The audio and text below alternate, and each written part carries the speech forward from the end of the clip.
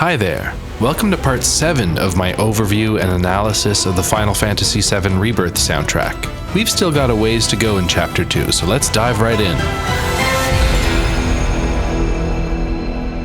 We left things off with Cloud and the party escaping Calm via an underground passageway, with Shinra troops hot on their tail. You travel through a long tunnel before finally reaching a door leading to the outside world.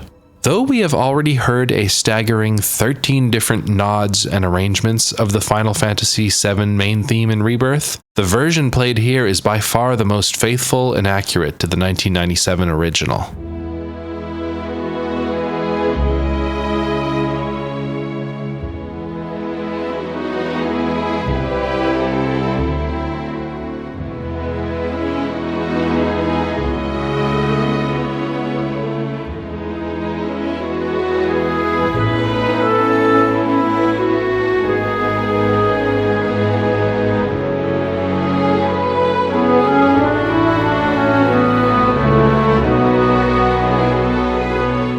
Considering the limitations of the PS1 hardware, the FF7 version of the main theme is a beautifully arranged masterpiece.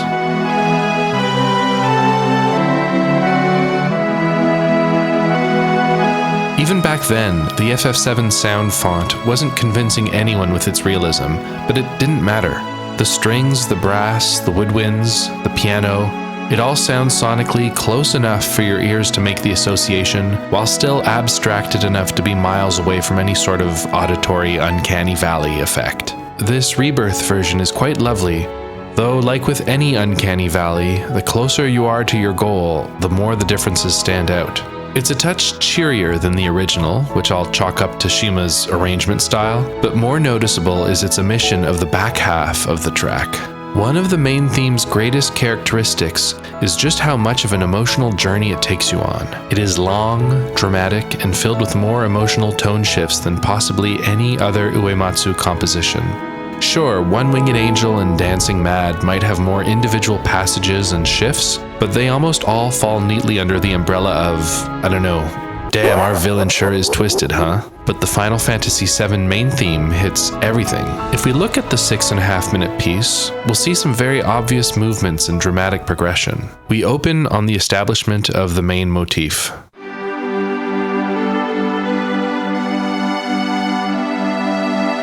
We then immediately hint at something darker, evocative of those chosen by the planet without really landing on it. It's a response of something darker. This call and response of light and dark is then repeated 2 more times, first with melancholy,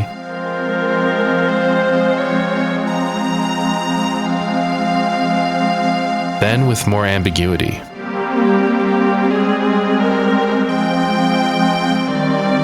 The way this call and response shows up 3 times, first dark, then sad, then ambiguous, matches quite well with the overall story arc of FF7. The next 3 minutes are what folks usually think about when they're thinking about the FF7 main theme. This is the chunk that typically gets used whenever the FF7 main theme is evoked. But when they do that, they leave behind the incredible, dark and dramatic back half of the piece.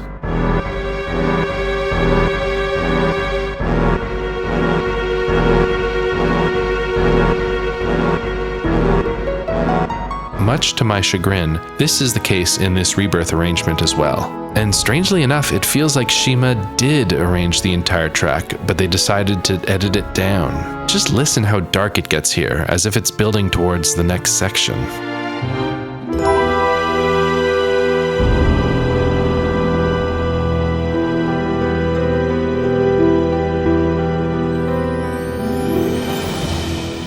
With the help of some magical chimes, he slaps a fade on there and loops the track. But it really feels like there's more to it, right? That said, I think the decision to axe the dark back half is justified. This first taste of the open world of FF7 Rebirth is emphasizing the beauty, the greenery, the splendor. This is a warm contrast to the cyberpunk world of Remake, so having the music cause a bunch of tonal whiplash wouldn't do this sequence any favors, so I get it. but I hope Rebirth does do justice to the entire FF7 main theme epic at some point. This is one of the main exploration tracks for the Grasslands, which is the name of the region we'll be in for the rest of Chapter 2. There's a few more field tracks for this region, but we'll cover those in the next few episodes. Once you encounter an enemy out in the field, the track dynamically changes to its fantastic battle variant.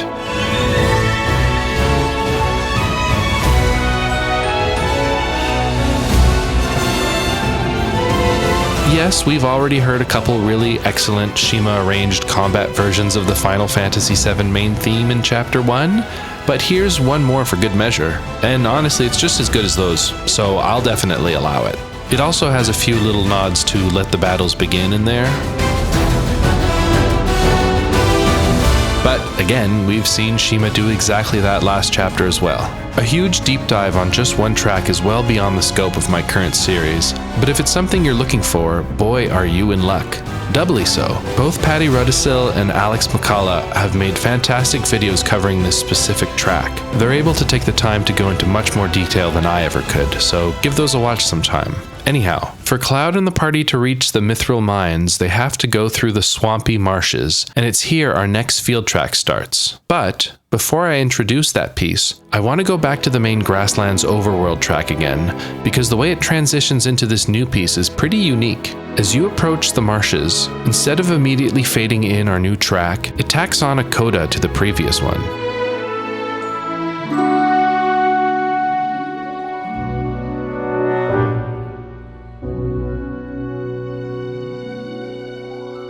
It's a pretty neat trick that causes the otherwise optimistic track to end on an unresolved note, as opposed to the more generic fade-out technique used elsewhere. As the main theme concludes, our next new track starts up. Sorry to sound like a broken record, but this one also doesn't show up on the Rebirth soundtrack, and yes, I love it.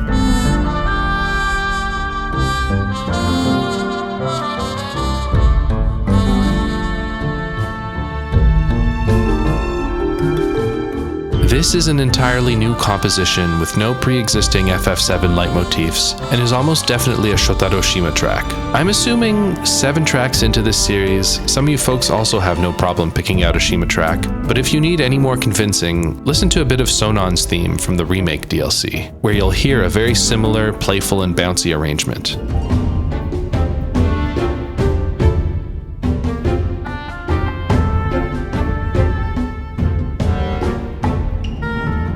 The main melody line here is excellent, and I would almost call it Shima's best if it wasn't for another track coming up in this very episode.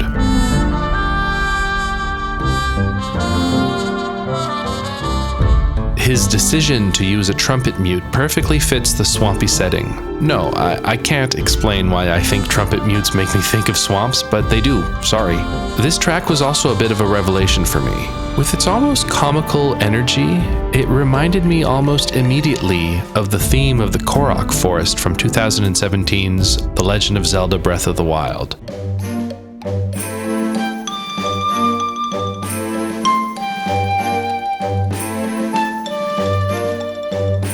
There's a very similar energy running through both tracks, and that's when it hit me. Shima is a perfect fit for Nintendo. He's referential and respectful of earlier leitmotifs. His arrangements are always clean and approachable.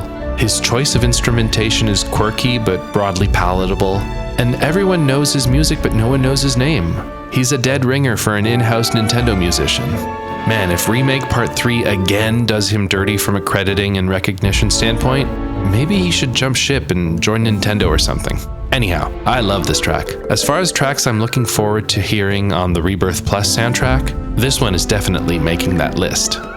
Anyhow, so our party learns it can't cross the swamp to reach the mines because of the big snake hiding in its waters. They instead decide to head to the nearby Chocobo Ranch. With the ranch in sight, you start hearing some mandolins and xylophones vamping the opening of the Final Fantasy VII track Farm Boy.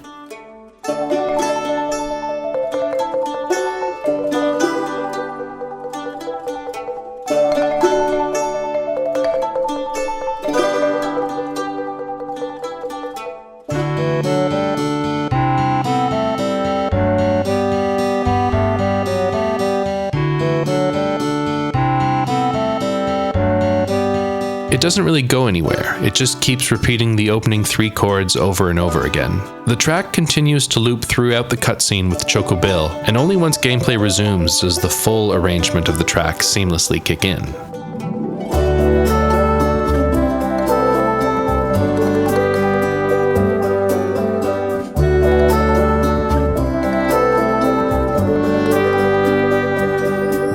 Just like with the Red 13 cutscene track that precedes On Our Way in our last episode, you could argue that what we just heard is just the intro of a longer Farm Boy track.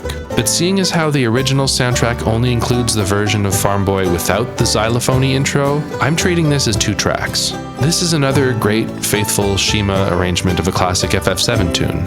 The banjo use was obvious.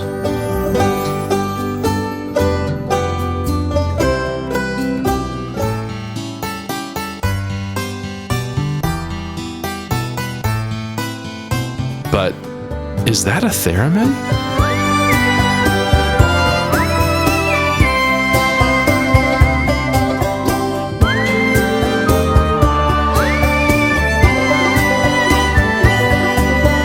Very cool.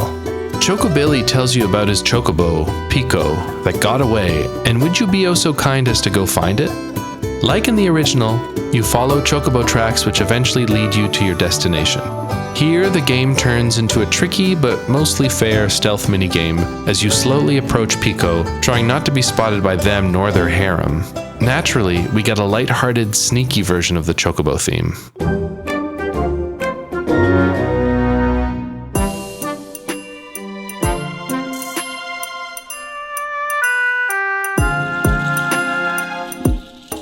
This goofy track fits the tone of the minigame, with scattershot instrumentation, including a triangle as the lead rhythm,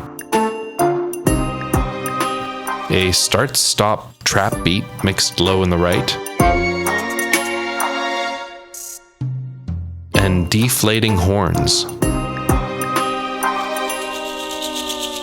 I don't know if this is a Shima track or not. Kinda doubt it, to be honest, but whoever it is, with this amount of whimsy, they could probably also get a job at Nintendo if things go belly up at Square. Here we go! Upon catching Pico, Cloud gracefully offers them a Geisel Green, sealing the indentured pact. Pico is content. Cloud is content. It is time for Hip Hop de Chocobo.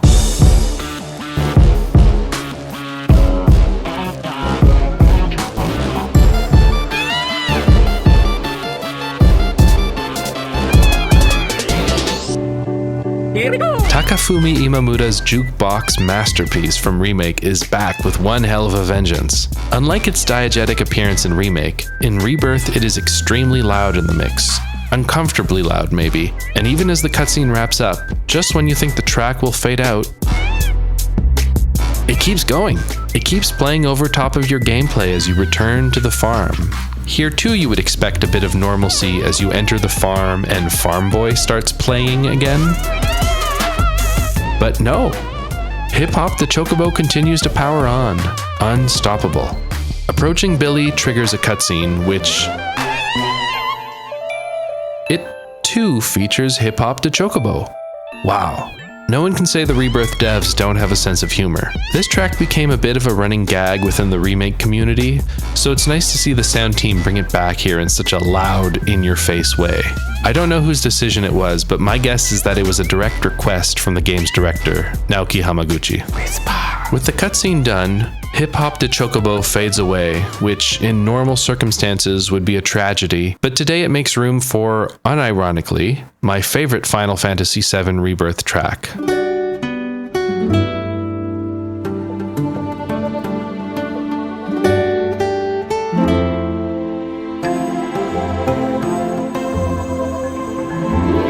Yes, say what you will about the boy, the Borg, the legend himself, but Chadley's theme is perfection.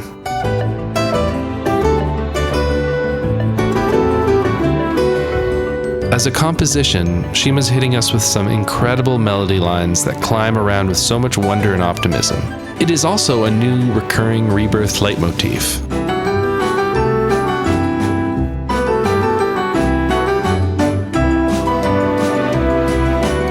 It matches Chadley's personality to a T, You feel like you're going on a big, jaunty, unknown journey, and you're feeling curious about all the things you'll hear and see. Chadley's theme is Chadley.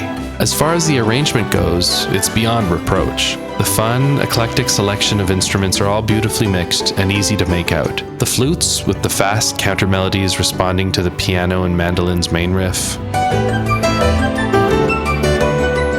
The cello and bassoon, at least I think it's a bassoon, adding a bit of depth or perhaps growth as the track finishes its loop.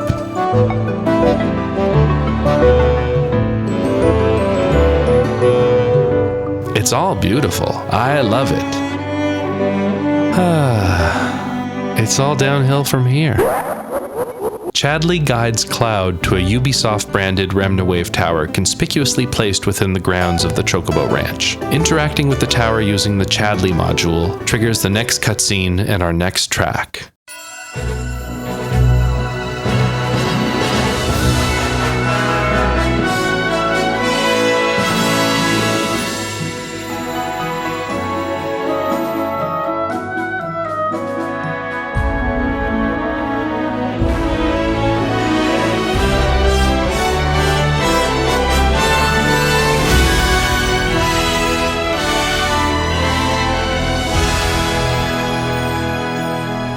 The swell right here is arguably too dramatic for what's happening on screen.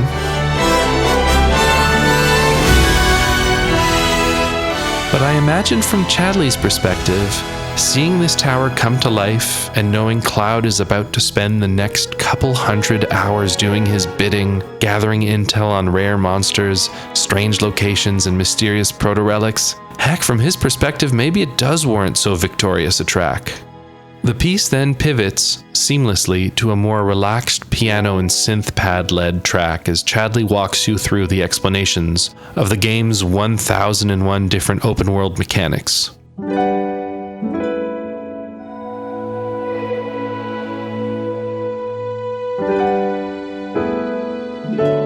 It's a nice little looping track that only ever plays at this point in the game.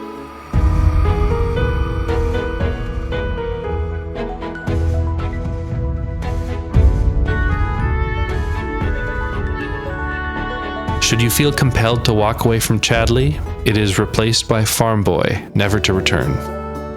But if you do visit Chadley again, which you will, you'll hear a familiar tune coming from his Roomba boombox? I don't know what that thing is exactly, but from this point on in the game until the end of eternity, anytime you are near Chadley, you will hear this track.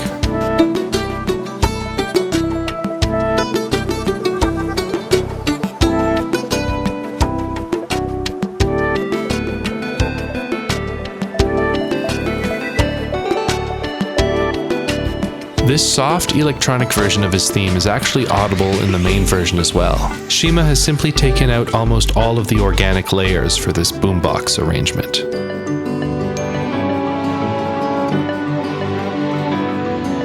Speaking to Chadley again, he reintroduces you to his VR simulator, and what we find inside should be quite similar to those of you who've played through Remake.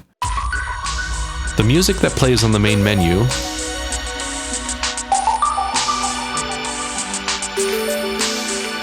that plays when you win a battle,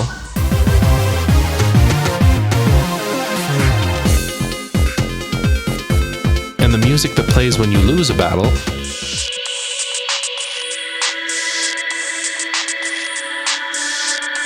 are all taken from the equivalent VR sections of Final Fantasy VII Remake. Anyway, all three tracks were made by Daiki Ishikawa, whose name, if you watched my 4-part Final Fantasy XVI music analysis series, you might recall. Similarly, Hip Hop the Chocobo's arranger, Takafumi Imamura, also played an integral role in the Final Fantasy XVI soundtrack. Because the FF14 and 16 studio and the Remake series studio are completely separate, it can be easy to assume the same is true of the music production as well. But with music projects, it can be a lot more fluid. And speaking of, in the next episode of this series, I finally get to talk about my favorite arranger from Final Fantasy XVI, so please look forward to that. Until then, keep watching and please keep commenting on the videos. For the brand engagement, yes, but also because I love talking to you folks about this stuff. This series is such a relief to my real-life friends and family because I've finally found an outlet that enjoys hearing and talking about this stuff. And speaking of, my eyes damn near popped out of their socket when I read a recent comment from Tears of a Lunarian saying that the accordion-led diegetic track that played in Calm, which I featured in the last episode, is likely a callback to the opening cutscene of 2006's Dirge of Cerberus. Beyond the hustle and bustle of the scene, you can make out an extremely similar track that plays as, you guessed it, folks in Calm are dancing.